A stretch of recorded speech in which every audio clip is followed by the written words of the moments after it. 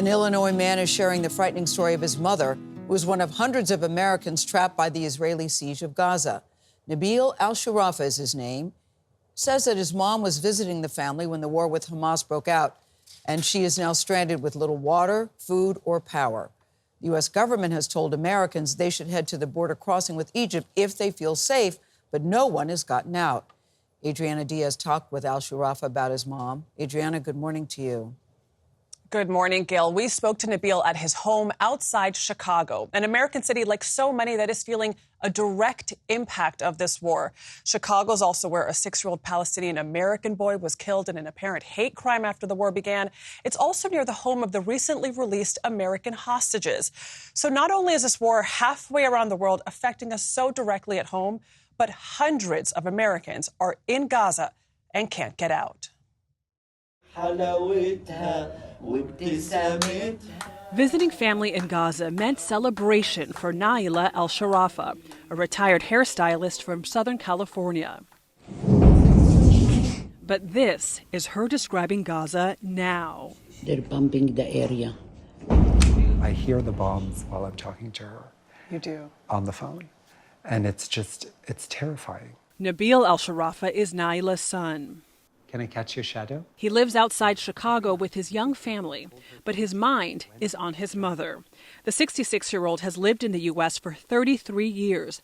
He says her cooking is legendary, a skill she used to feed refugees in California. It baffles me that she has no food now. This is a woman who fed thousands of people. Naela was supposed to be away for only 10 days to visit her sick mother, but is now trapped in Gaza, along with up to 600 American citizens, according to U.S. officials. These are U.S. citizens. These are Americans. My mother, a few days ago when I called her, she's telling me to pay the gas bill and the Costco bill. And I'm like, Mom, seriously? Mothers will always mother. It's so true. Nabil signed up for these State Department alerts, authenticated by CBS News.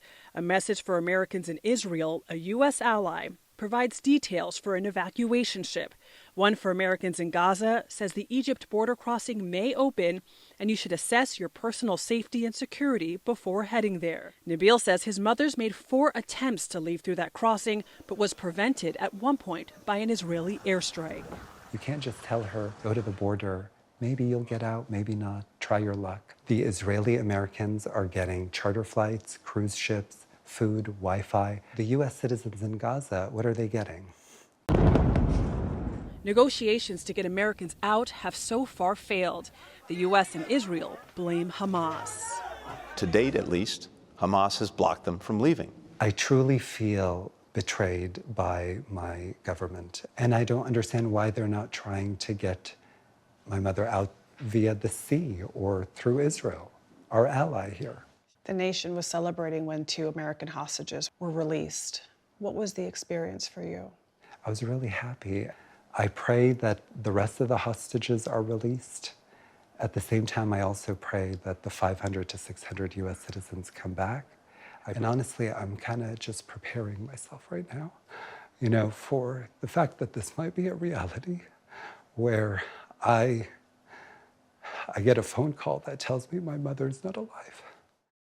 Nabil tells us he is suing the U.S. government, which he says has an obligation to get its citizens out.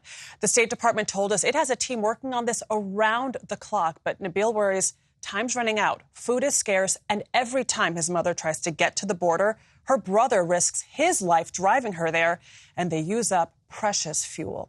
Nate? Wow. Adriana, thank you.